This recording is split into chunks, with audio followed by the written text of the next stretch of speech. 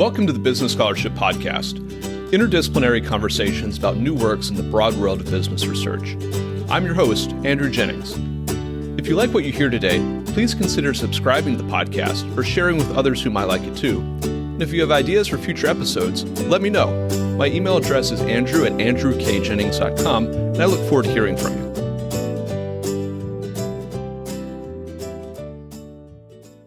Our guest today is Sadie Blanchard, Associate Professor of Law at the University of Notre Dame. We'll be discussing her paper, Contracts Without Courts or Clans, How Business Networks Govern Exchange. I'll add a link to the paper in the show notes for the episode. Sadie, welcome to the Business Scholarship Podcast. Thank you, Andrew. I'm so happy to be here.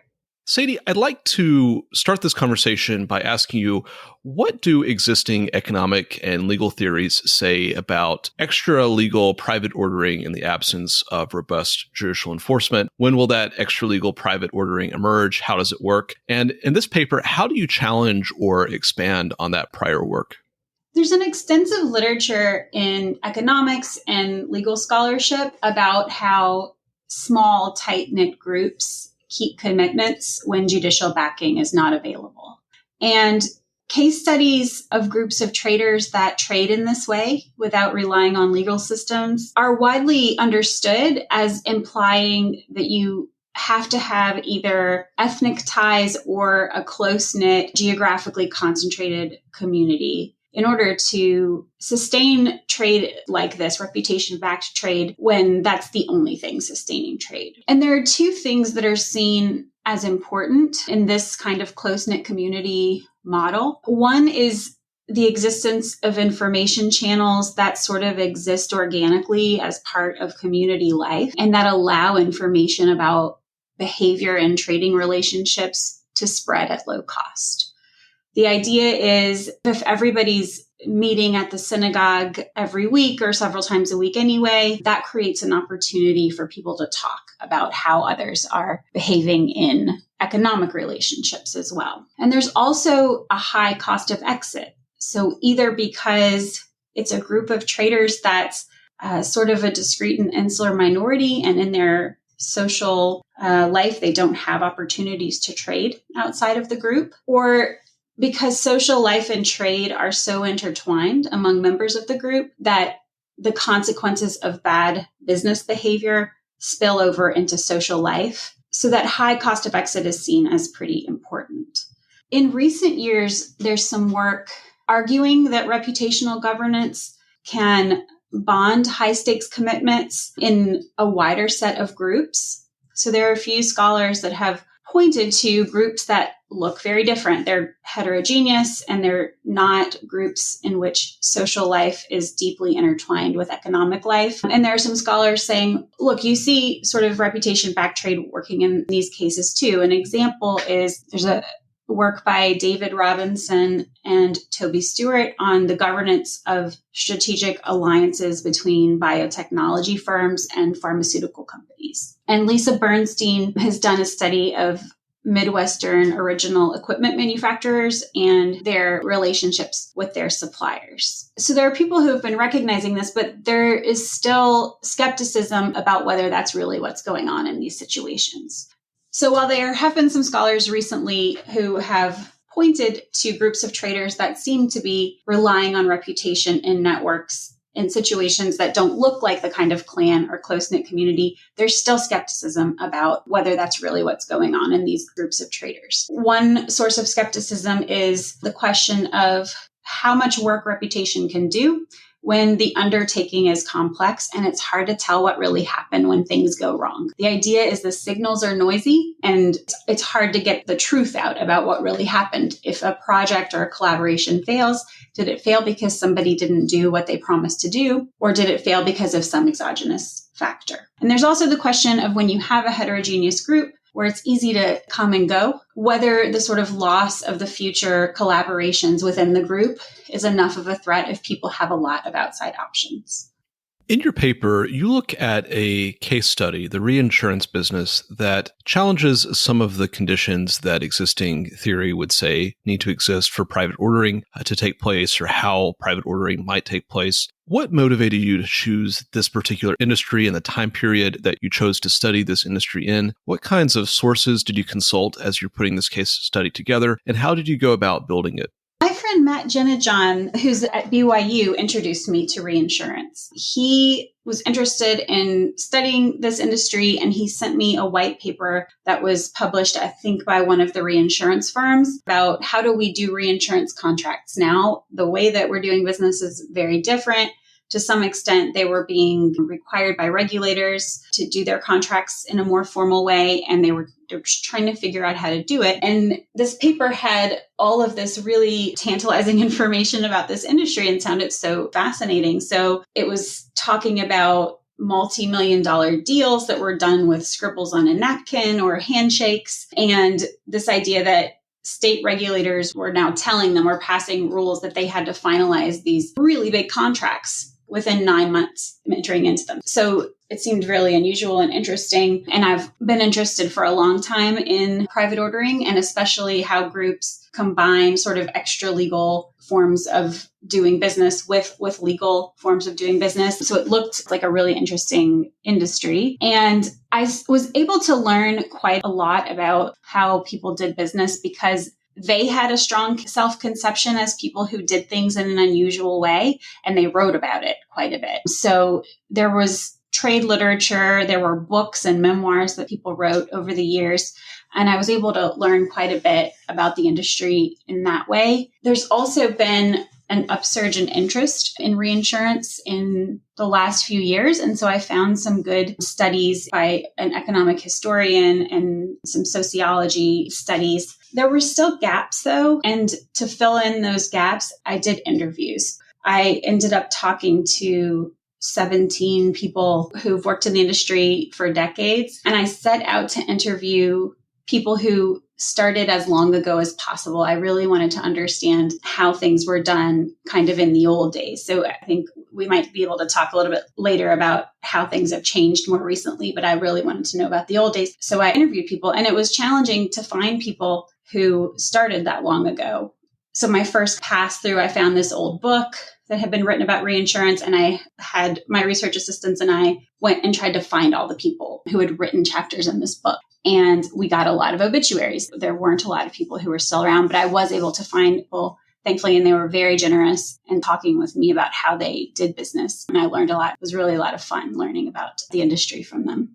It's great that you were able to preserve this piece of industry history. And I wondered if you could maybe talk about how reinsurance traders were able to carry on a trade which was both complex and dealt with large risks in monetary terms, as you mentioned, without relying on legal enforcement by courts or socio-reputational enforcement by a very tight-knit network. How did that work from what you've learned? I'll talk about 3 structures or mechanisms that they use that I describe in the paper. The first is they were able to establish initial cooperation by using contract design features that aligned their incentives and committed to transparency. So the incentive alignment part was a reinsurance contract would be between a primary insurer, so the insurer that has the coverage relationship with the consumer or the homeowner or the business, and then the reinsurer on the other hand.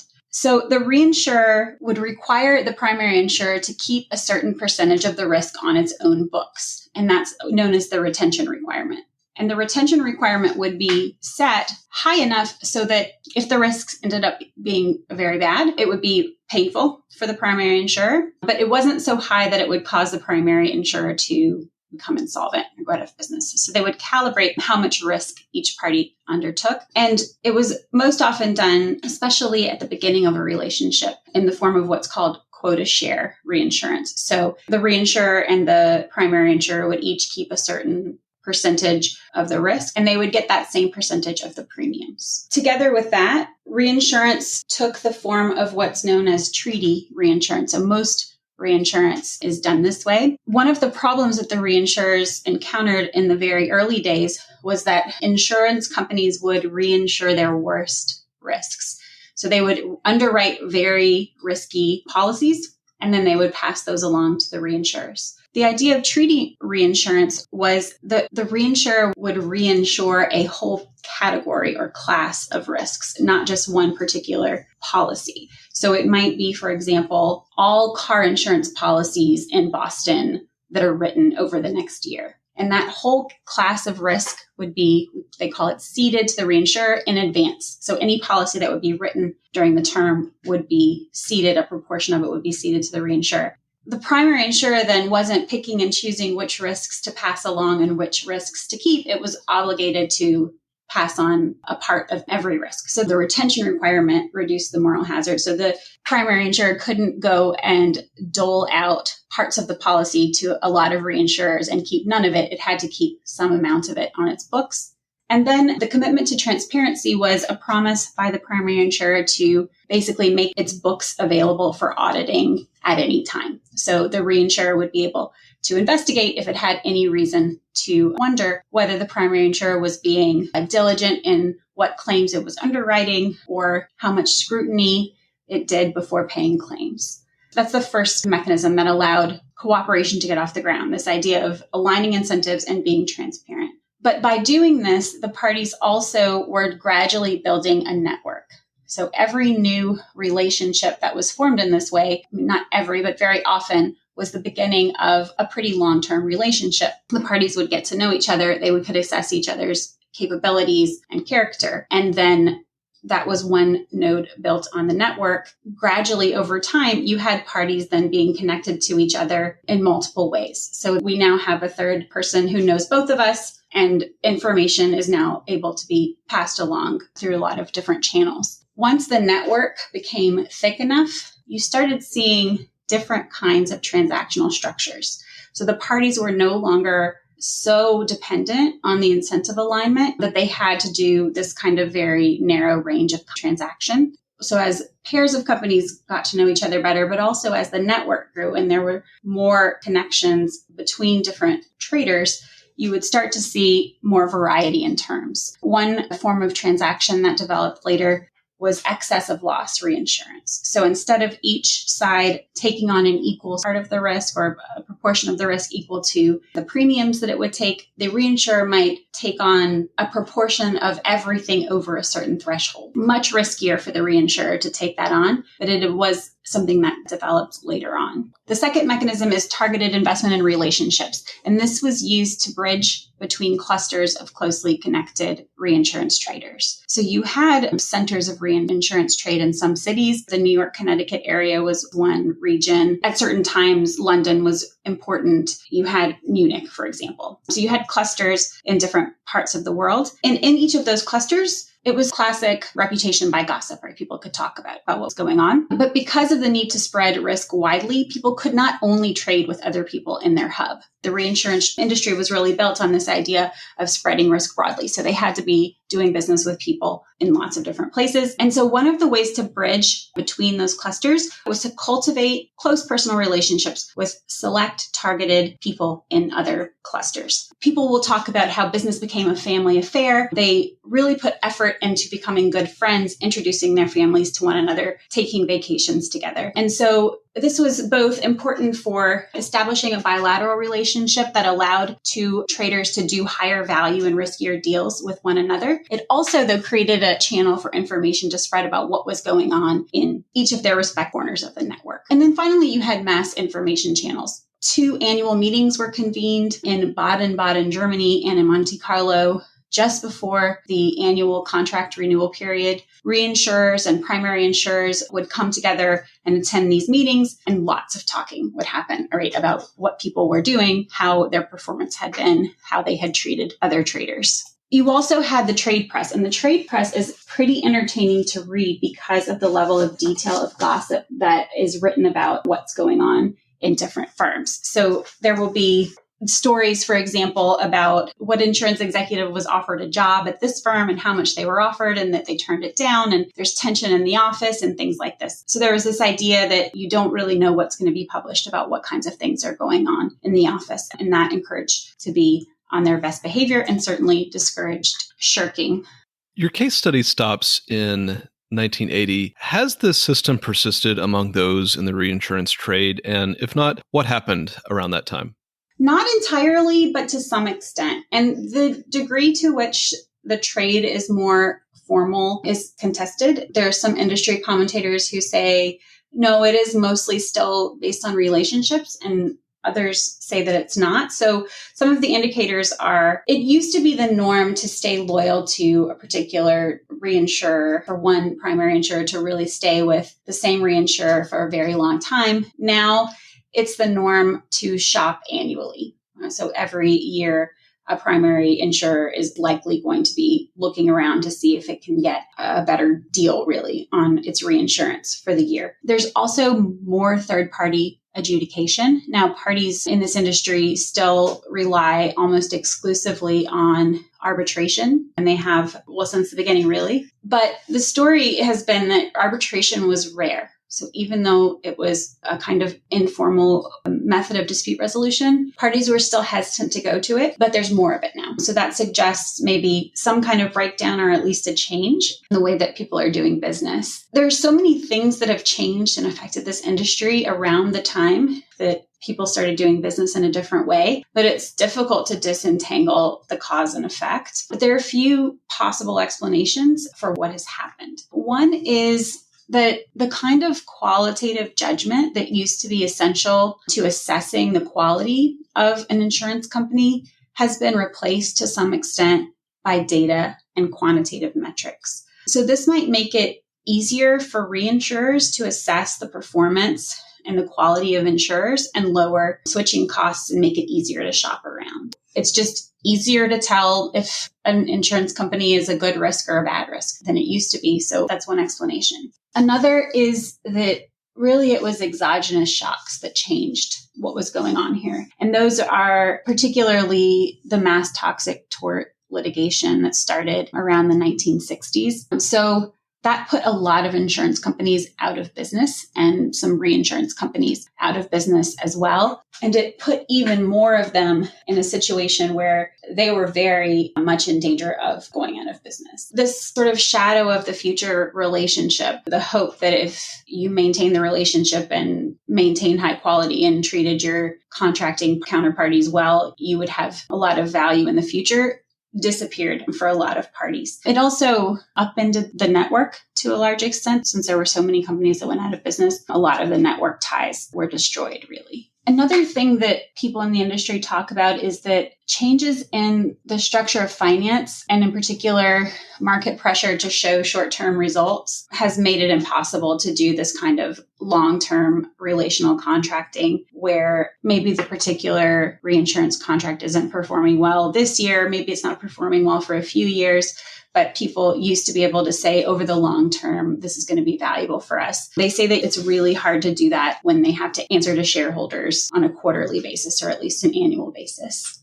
What does this case study and what does this paper, what do they offer for contract theory today? And are there any key takeaways for listeners of this conversation or readers of the article? The key takeaway is that where judicially backed contracting isn't feasible for a group of traders, parties can build from the ground up a network that allows them to use reputation to bond their commitments. When does those conditions obtain? When is judicially backed contracting not feasible? Well, there are a lot of transactions that involve important dimensions of exchange that are not easy for courts to verify or to enforce. One reason might be that litigation is too expensive. It's too reputationally costly. So there are reasons why neither party has a credible threat to sue because they have private information that they want to keep private. Or it could be that they're trying to do something that really generalist courts are not going to be good at verifying. Contract scholars have been studying extra legal enforcement, for example, in high technology collaborations. So these are joint ventures or collaborations between firms to produce things like biotechnology or new computing technology. The idea there is that what the parties are trying to do is often so complex that they can't even specify in advance in any way that you could verify to a court what each side is supposed to do. And so they have to have other ways to promise to each other or commit to each other that they're actually going to put enough effort and investment into the collaboration to make it worthwhile for the other side. This case study shows another way that they can do that. It shows that reputational governance and networks can really help parties achieve that kind of commitment bonding in circumstances that don't look like a close-knit community or a clan. Our guest today has been Sadie Blanchard, Associate Professor of Law at the University of Notre Dame. We've discussed her paper, Contracts Without Courts or Clans, How Business Networks Govern Exchange. I'll add a link to the paper in the show notes for the episode. Sadie, thank you for joining the Business Scholarship Podcast. Thank you, Andrew. Thank you for listening to another episode of the Business Scholarship Podcast. If you like what you heard, please consider subscribing to the podcast or leaving a rating on your favorite podcast app, or let other people know about it too. If you have suggestions for future episodes, please let me know. My email address is andrew@andrewkjennings.com, and I look forward to hearing from you. Until the next time, I'm your host, Andrew Jennings.